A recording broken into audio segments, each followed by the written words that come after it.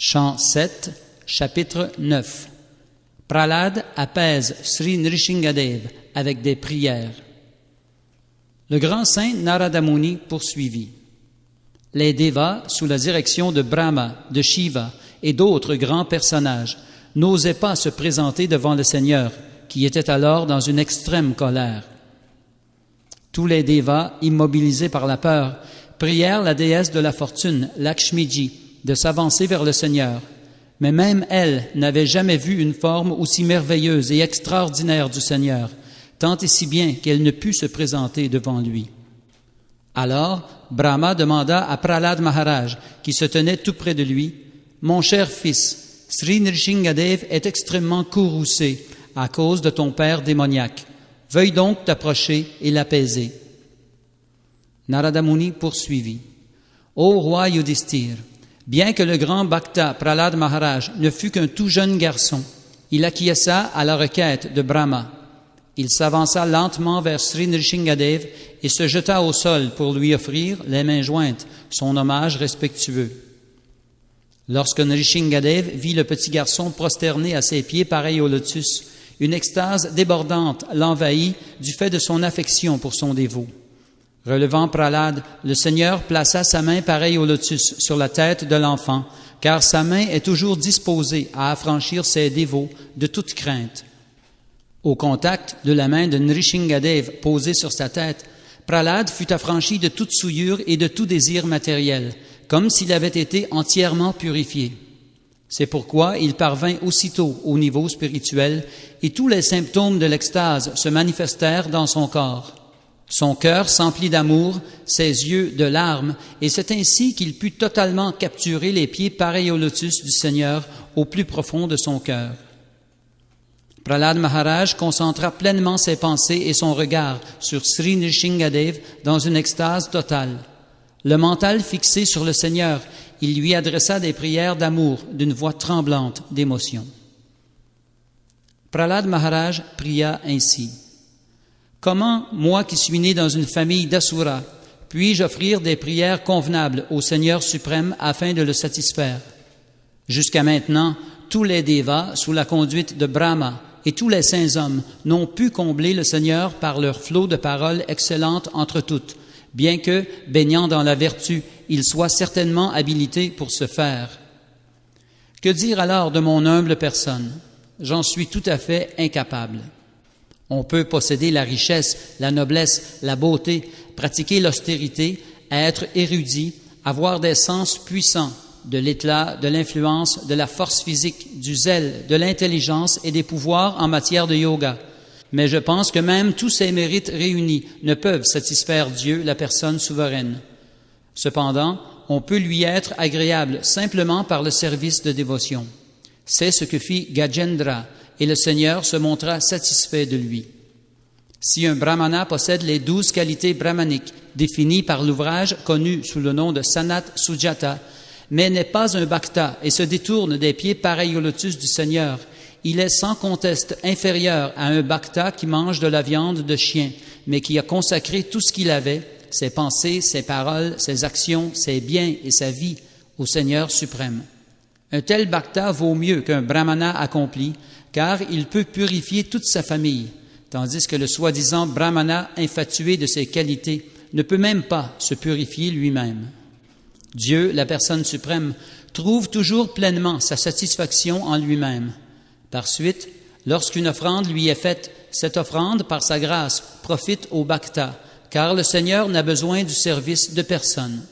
Pour illustrer ceci, disons que lorsque notre visage est orné, l'image que nous en renvoie un miroir l'est également. En conséquence, bien que je sois issu d'une famille démoniaque, je peux, sans le moindre doute, offrir de tout mon cœur des prières au Seigneur, autant que mon intelligence me le permet. Quiconque s'est vu contraint par ignorance de venir dans l'univers matériel peut être purifié de cette existence s'il offre des prières au Seigneur et écoute le récit de ses gloires. Ô Seigneur, tous les Devas, y compris Brahma, sont des serviteurs sincères de ta grâce, toi qui existes à jamais sur le plan transcendantal. Ils ne sont donc pas comme nous, mon Père et moi. Ton apparition sous cette forme redoutable est un divertissement destiné à ton propre plaisir. Une telle manifestation divine a toujours pour but de protéger l'univers et d'améliorer sa condition.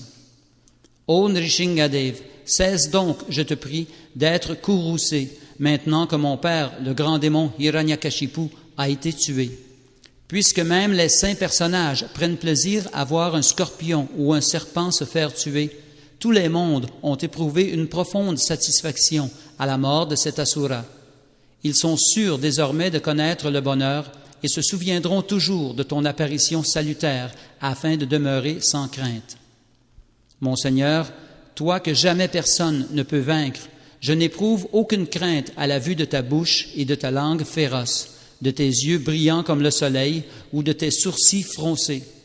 Je n'ai pas peur de tes dents puissantes et tranchantes, de ta guirlande d'intestins, de ta crinière ensanglantée, ni de tes grandes oreilles pointues. Je ne redoute pas davantage ton rugissement formidable qui fait fuir au loin les éléphants, ni tes griffes qui te servent à tuer tes ennemis. Ô Seigneur tout-puissant et insurpassable, toi qui fais preuve de bienveillance à l'égard des âmes déchues, j'ai dû vivre au milieu d'êtres démoniaques par suite de mes propres actes, de telle sorte que ma condition en ce monde m'effraie beaucoup. Quand viendra donc le moment où tu m'appelleras pour que je me réfugie à l'abri de tes pieds pareils au lotus, qui représentent le but ultime des personnes désirant s'affranchir de l'existence conditionnée? Ô Seigneur suprême, toi qui es si grand, l'être vivant connaît parfois des circonstances favorables ou défavorables, et parfois s'y trouve soustrait. Il est ainsi placé dans une position des plus regrettables, que ce soit sur les planètes édéniques ou sur les planètes infernales, comme s'il était consumé par le feu du tourment. Bien qu'il existe de nombreux remèdes permettant d'échapper à une existence misérable, ici-bas, tous ces remèdes sont plus misérables que les souffrances mêmes qu'ils sont censés soulager. C'est pourquoi je pense que le seul véritable remède consiste à te servir. Je te prie donc de m'instruire à cet égard.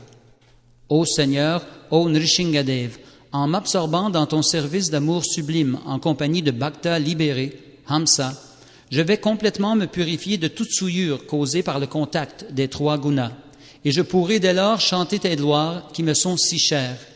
Oui, je chanterai tes gloires en suivant rigoureusement les traces de Brahma et de sa filiation spirituelle. Il ne fait aucun doute que je pourrai ainsi franchir l'océan de l'ignorance. Ô Nrishingadev, toi le suprême, du fait de leur conception corporelle de l'existence, les âmes incarnées rejetées par toi et ne bénéficiant pas de ta protection ne peuvent rien faire pour améliorer leur sort.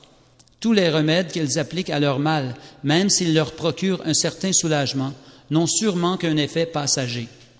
À titre d'exemple, un père et une mère ne peuvent protéger leur enfant, pas plus qu'un médecin et ses remèdes ne sont à même d'apporter un soulagement définitif aux souffrances d'un malade, ou qu'un navire voguant sur l'océan ne peut sauver un homme qui se noie. Mon cher Seigneur, tous les habitants de cet univers matériel sont prisonniers des gunas, influencés par la vertu, la passion et l'ignorance. Depuis la personnalité la plus haute, Brahma, jusqu'à la fourmi insignifiante, tous agissent sous l'influence de ces attributs de la matière. Ainsi, tous les êtres vivants ici-bas sont-ils influencés par ton énergie. Le motif de leurs actes, leurs liens et leurs heures de travail, l'objet de cette action, le but qu'ils se sont fixés dans la vie et la voie qu'ils ont choisie pour y parvenir, tout cela ne sont que des manifestations de ton énergie. En vérité, puisque l'énergie et sa source sont identiques, tout n'est que diverses manifestations de ta personne. Ô Seigneur éternel suprême, en manifestant ton émanation plénière, tu as créé les corps subtils des êtres vivants par l'intermédiaire de ton énergie externe, elle-même activée par le temps. De la sorte, le mental emprisonne l'être vivant dans d'innombrables désirs destinés à être exaucés selon les directives védiques du Karma Kanda, touchant à l'action intéressée, et dans les 16 éléments. Qui peut échapper à ce piège, à moins de trouver refuge à tes pieds pareil au lotus? Mon cher Seigneur, toi dont la grandeur est suprême, tu as créé cet univers matériel composé de 16 éléments, mais tu transcendes les gunas. En d'autres termes, ces modes d'influence matérielle sont complètement sous ton contrôle et tu n'es jamais dominé par eux. Par suite, le facteur temps te représente. Ô Seigneur, toi le suprême, nul ne peut te vaincre. Quant à moi, je suis écrasé par la roue du temps, et c'est pourquoi je m'abandonne pleinement à toi. Veuille donc maintenant me prendre sous la protection de tes pieds pareils au lotus. Ô Seigneur, les gens désirent en général s'élever jusqu'au système planétaire supérieur pour y jouir d'une grande longévité, de la richesse et des plaisirs matériels. Mais j'ai déjà vu tout cela du fait des activités de mon père. Lorsqu'il était en colère et qu'il se riait des dévas de façon sarcastique, il leur suffisait de voir le froncement de ses sourcils pour être immédiatement vaincu. Pourtant, en dépit de sa grande puissance, mon Père a été vaincu par toi en un instant. Ô Seigneur, mon expérience est désormais complète en ce qui concerne la prospérité matérielle, les pouvoirs surnaturels, la longévité et les autres plaisirs matériels goûtés par tous les êtres vivants, depuis Brahma jusqu'à la fourmi. Sous la forme du temps tout-puissant, tu les anéantis tous. Aussi, en vertu de mon expérience, je ne désire pas en bénéficier. Mon cher Seigneur, je te prie de me mettre en rapport avec ton pur dévot et de me permettre de le servir en tant que son serviteur sincère. Dans ce monde matériel, chaque être aspire à quelque bonheur futur, semblable à un mirage dans le désert. Autrement dit, on ne trouve pas davantage de bonheur en ce monde que d'eau dans le désert. Quant au corps, que vaut-il? Il n'est que la source de diverses maladies. Les prétendus philosophes, hommes de science et politiciens savent très bien tout cela, mais ils n'en continuent pas moins d'aspirer à un bonheur éphémère. Le bonheur est très difficile à atteindre, mais du fait qu'ils sont incapables d'être maîtres de leurs sens, ils poursuivent le semblant de bonheur que leur offre l'univers matériel et n'aboutissent jamais à la bonne conclusion. Ô Seigneur, toi le suprême, que suis-je donc, moi qui ai vu le jour dans une famille marquée par l'influence infernale de la passion et de l'ignorance? Et que dire de ta miséricorde immotivée, qui jamais n'a été offerte même à Brahma, à Shiva ou à la déesse de la fortune, Lakshmi? Jamais tu n'as posé ta main pareille au lotus sur leur tête, et pourtant tu l'as posée sur la mienne. À la différence des êtres ordinaires, ô Seigneur, tu ne distingues pas entre amis et ennemis, entre ce qui est favorable et ce qui ne l'est pas, car pour toi, il n'est aucune conception de supérieur ou d'inférieur. Néanmoins, tu accordes tes bénédictions selon la qualité du service qui t'est offert, tout comme un arbre à souhait produit des fruits d'après les désirs qu'on manifeste, sans établir la moindre distinction entre ce qui est inférieur et ce qui est supérieur. Ô Seigneur souverain, du fait que j'étais en contact avec différents désirs matériels, je tombais de plus en plus profondément dans un puits sombre rempli de serpents, suivant en cela l'exemple de la masse des gens. Mais ton serviteur Narada Muni a eu la bonté de m'accepter comme son disciple et de m'instruire quant à la façon d'accéder à ce niveau transcendantal. Mon premier devoir consiste donc à le servir. Comment pourrais-je quitter son service? Ô Seigneur, ô réservoir infini de qualités spirituelles, tu as tué mon père Hiranyakashipu et m'as ainsi sauvé de son glaive. Animé d'une grande colère, il avait dit: s'il existe un maître suprême autre que moi, qu'il vienne te sauver, car je vais maintenant te trancher la tête. Je crois donc qu'en me sauvant, aussi bien qu'en le tuant, tu as agi à seule fin de prouver la véracité des propos de ton dévot, et pour aucune autre raison. Ô Seigneur, toi seul apparais comme la manifestation cosmique tout entière, car tu existais avant sa création, tu existes après son anéantissement, et tu la maintiens entre son origine et sa fin. Tout ceci s'accomplit grâce à ton énergie externe par l'intermédiaire des actions et des réactions des trois gunas. En conséquence, tout ce qui existe à l'extérieur comme à l'intérieur, c'est toi seul. Cher Seigneur, ô personne souveraine, tu es la cause de la création du cosmos tout entier et la manifestation cosmique est un produit de ton énergie. Bien que le cosmos ne soit rien d'autre que toi, tu en demeures séparé. Les conceptions relatives au mien et au tien sont certainement une forme d'illusion, Maya, car tout émane de toi, si bien que rien n'est différent de toi. De fait, la manifestation cosmique ne diffère pas de toi et sa destruction est également causée par toi. Cette relation entre ta grâce et le cosmos se trouve illustrée par l'exemple de la graine et de l'arbre, qui représentent respectivement la cause subtile et la manifestation grossière. Ô mon Seigneur, ô personne souveraine, après l'anéantissement, l'énergie créatrice se conserve en toi, qui semble endormi, les yeux mi-clos. Mais en fait, tu ne dors pas comme un homme ordinaire, car tu te trouves toujours à un niveau transcendantal, par-delà la création de l'univers matériel, et tu éprouves toujours la plus profonde félicité spirituelle. En tant que Karano Dakashayi Vishnu, tu conserves toujours ainsi ta position transcendantale, hors de tout contact avec les objets matériels. Bien que tu paraisses dormir, ce sommeil diffère totalement de celui qui résulte de l'ignorance. Cette manifestation cosmique, l'univers matériel, est aussi ton corps. Toute cette masse de matière est stimulée par ta puissante énergie, celle qu'on appelle la Kala Shakti, et c'est ainsi que les trois attributs de la nature matérielle se manifestent. Tu t'éveilles sur la couche formée par Shesha, Ananta, et de ton nombril sort une petite graine transcendantale. C'est à partir de cette graine que le lotus de l'univers gigantesque se manifeste, tout comme un banyan sortant d'une graine minuscule. Sur cette immense fleur de lotus, Brahma vint au monde, mais il ne pouvait rien voir d'autre que ce lotus. Par suite, te croyant à l'extérieur, Brahma plongea dans l'eau et chercha à découvrir l'origine du lotus, ceci pendant 100 ans. Cependant, il ne put trouver la moindre trace de ta personne, car lorsqu'une graine se développe, on ne peut plus la voir dans son état premier, celui de semence. Brahma, que l'on célèbre comme celui qui est né sans mère, Atmayoni, fut très étonné. Il chercha donc refuge dans la fleur de lotus, et lorsqu'il fut purifié à la suite de rudes austérités accomplies pendant des centaines d'années, il put voir que la cause de toutes les causes, Dieu, la personne suprême, était disséminée dans tout son corps et dans tous ses sens, de même qu'on perçoit dans le sol un parfum, même s'il est très subtil. Brahma put alors te voir avec tes milliers de visages, de pieds, de têtes, de mains, de cuisses, de nez, d'yeux et d'oreilles. Tu étais fort bien vêtu, paré d'ornements divers et équipé d'armes multiples.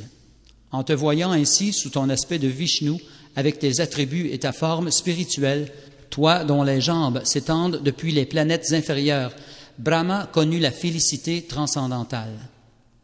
Ô Seigneur, quand tu apparus sous les traits de Hayagriva avec une tête de cheval, tu fis périr 2 asuras, appelés Madhu et Kaitaba, emplis de passion et d'ignorance. Ensuite, tu confias le savoir védique à Brahma. Pour cette raison, tous les grands saints reconnaissent tes formes comme étant transcendantales, sans aucune influence d'attributs matériels. Ainsi, ô Seigneur, tu apparais en tant que divers avatars, tantôt sous la forme d'un homme, tantôt sous celle d'un animal, d'un grand saint, d'un déva, d'un poisson ou d'une tortue, soutenant de la sorte toute la création dans différents systèmes planétaires et anéantissant les principes démoniaques. Selon l'ère, ô Seigneur, tu défends les principes de la religion. Au cours de l'âge de Kali, toutefois, tu ne t'affirmes pas en tant que Dieu, la personne suprême. Pour cette raison, on te connaît sous le nom de Tri-Yuga, celui qui apparaît au cours de 3 yugas. Ô Seigneur, toi qui es le maître des planètes Vaikunta, où il n'existe aucune anxiété, mon mental, extrêmement pécheur et empli de concupiscence, est tantôt transporté par un bonheur illusoire, tantôt accablé par un malheur tout aussi illusoire. L'affliction et la peur hantent mon esprit, qui cherche toujours de plus en plus d'argent. Il est ainsi devenu extrêmement impur, et les entretiens à ton sujet ne parviennent jamais à le satisfaire. Tu me vois donc affreusement misérable et déchu. Dans une telle condition, comment pourrais-je m'entretenir au sujet de tes activités? Ô Seigneur bien-aimé, toi qui es infaillible, ma situation est comme celle d'un homme tiraillé entre de nombreuses épouses, cherchant à l'attirer chacune de son côté. Ma langue, par exemple, est attirée par des plats savoureux, mes organes génitaux par des rapports sexuels avec une femme séduisante, et ma peau par des objets doux au toucher. Mon ventre, bien que rempli, désire manger davantage, et mes oreilles, ne faisant aucun effort pour entendre parler de toi, sont généralement attirées par des airs de film. Mon odorat m'attire encore ailleurs, et mes yeux, qui ne peuvent se fixer un instant, recherchent des scènes de plaisir matériel, alors que mes organes d'action m'entraînent dans une autre direction encore. De la sorte, je suis sans conteste dans une situation difficile. Ô Seigneur, tu évolues toujours sur le plan transcendantal de l'autre côté de la rivière de la mort, mais à cause des suites de nos propres actes, nous souffrons de ce côté-ci. En vérité, nous sommes tombés dans cette rivière où nous endurons de façon répétée les souffrances de la naissance et de la mort et où nous sommes contraints de manger des choses abominables. Veuille maintenant jeter un regard bienveillant sur nous, pas seulement sur moi, mais aussi sur tous les autres êtres qui souffrent. Et par l'effet de ta grâce et de ta compassion immotivée, sauve-nous et prends soin de nous. Ô Seigneur, ô personne souveraine, toi qui es le maître spirituel originel du monde entier, en quoi t'est-il difficile, à toi qui diriges les affaires de l'univers, de délivrer les âmes déchues qui te servent avec dévotion? Tu es l'ami de l'humanité souffrante, et les grands personnages doivent se montrer miséricordieux envers les gens sans intelligence. Je pense donc que tu nous montreras ta miséricorde immotivée, à nous qui sommes absorbés dans ton service. Ô toi, le meilleur de tous les grands personnages, je ne redoute nullement l'existence matérielle, car où que je sois, je m'absorbe pleinement dans la pensée de tes gloires et de tes activités. Je me préoccupe seulement des pécheurs insensés qui échafaudent des projets compliqués en vue d'obtenir le bonheur matériel et d'entretenir leur famille, leur société et leur nation. C'est simplement par amour que je me fais du souci pour eux. Ô Seigneur, cher Nrishingadev, je vois qu'en fait, il existe de nombreuses personnes saintes, mais elles s'intéressent uniquement à leur propre délivrance. Sans se soucier des grandes villes et cités, ces sages vont dans l'Himalaya ou dans la forêt pour y méditer en faisant vœu de silence, Mauna Vrata. Délivrer les autres ne les intéresse pas. Quant à moi, cependant, je ne désire pas être libéré seul, laissant derrière moi tous ces pauvres pécheurs sans intelligence. Je sais que, sans être conscient de Krishna, sans chercher refuge à tes pieds pareils au lotus, personne ne peut être heureux. Je souhaite donc les ramener à l'abri de tes pieds pareils au lotus. Les rapports charnels sont comparés au frottement de deux mains en vue de soulager une démangeaison. Les grihamedis, ceux qui se disent grihasta et qui sont dépourvus de toute connaissance spirituelle, croient que cette démangeaison correspond à la plus haute forme de plaisir, alors qu'en fait, elle est source de souffrance. Les kripanas, les insensés qui sont tout le contraire des brahmanas, n'arrivent pas à trouver la satisfaction dans les plaisirs des sens répétés. Cependant, les dhiras, ces êtres sobres qui savent tolérer cette démangeaison, ne sont pas exposés aux souffrances qui affligent les êtres corrompus et dénués d'intelligence. Ô Seigneur souverain, 10 méthodes sont prescrites pour atteindre la libération. Garder le silence, sans parler à qui que ce soit, observer fidèlement des vœux, recueillir toutes sortes de connaissances védiques, se soumettre à des austérités, étudier les Védas et d'autres textes védiques, s'acquitter de ses devoirs au sein du Varnashram Dharma, expliquer les shastras à autrui, rester en un lieu solitaire, chanter les mantras silencieusement et s'absorber dans une méditation profonde. Cependant, ces différentes voies de libération ne sont généralement adoptées que comme profession et moyen de subsistance par ceux qui ne sont pas maîtres de leur sens. Ces personnes étant orgueilleuses, de telles pratiques risquent de ne pas porter leurs fruits. Celui qui détient le savoir védique authentique peut voir que les différentes formes que prennent la cause et l'effet au sein de la manifestation cosmique appartiennent toutes à Dieu, la personne suprême, car la manifestation cosmique est son énergie. La cause et l'effet ne sont donc que des énergies du Seigneur. Par suite, ô Seigneur, de même que l'homme sage, en considérant la cause et l'effet, comprend que le feu est présent dans le bois, ceux qui pratiquent le service de dévotion comprennent que tu es à la fois la cause et l'effet en toutes choses. Ô Seigneur suprême, tu es en fait l'air, la terre, le feu, l'éther et l'eau. Tu es également les objets perçus par les sens, les airs vitaux, les 5 sens, le mental, la conscience et le faux ego. À vrai dire, tu es tout ce qui existe, le grossier comme le subtil. Les éléments matériels et tout ce qui est exprimé, que ce soit par la parole ou par la pensée, sont toujours toi et toi seul. ni les 3 attributs de la nature matérielle, le Sattvaguna, le Rajoguna et le Tamoguna, ni les divinités qui les gouvernent, pas plus que les 5 éléments grossiers, le mental, les devas ou les êtres humains, ne peuvent comprendre ta grâce, car ils sont tous sujets à la naissance et à l'anéantissement. Considérant ce fait, les êtres spirituellement avancés ont adopté le service de dévotion. Ces hommes sages se soucient fort peu de l'étude des Védas. Ils préfèrent se livrer de manière concrète à la pratique du service de dévotion.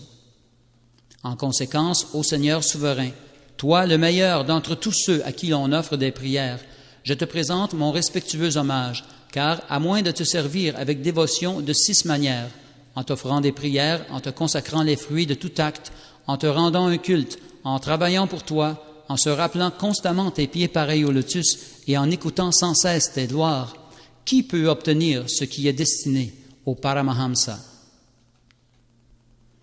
Le grand sage Narada dit: c'est ainsi que le Bhakta Prahlad Maharaj parvint à apaiser Sri Nrsingadev par les prières qu'il lui offrit au niveau purement spirituel. Le Seigneur renonça à sa colère et, faisant preuve d'une grande bienveillance à l'égard de Prahlad, qui s'était prosterné devant lui pour lui offrir son hommage, il tint les propos qui vont suivre. Dieu, la personne suprême, dit: mon cher Prahlad, toi qui es si noble de caractère, toi le joyau de la famille des Asuras, que la Providence te soit favorable à tous égards. Je suis très content de toi. C'est mon divertissement que d'exaucer les désirs de tous les êtres vivants. Tu peux donc me demander n'importe quelle bénédiction. Mon cher Prahlad, puisses-tu vivre longtemps? Sache qu'on ne peut m'apprécier ou comprendre ma nature divine sans me satisfaire, mais celui qui m'a vu ou qui m'a fait plaisir n'a plus de raison de se tourmenter pour sa propre satisfaction. Mon cher Prahlad, tu es particulièrement béni. Laisse-moi te dire que les hommes d'une grande sagesse et qui sont hautement évolués s'efforcent de me satisfaire par toutes les facettes de la dévotion, car je suis la seule personne capable d'exaucer tous les désirs de tous les êtres. Narada Muni dit: Prahlad Maharaj était la perle de la dynastie des Asuras qui aspire toujours au bonheur matériel.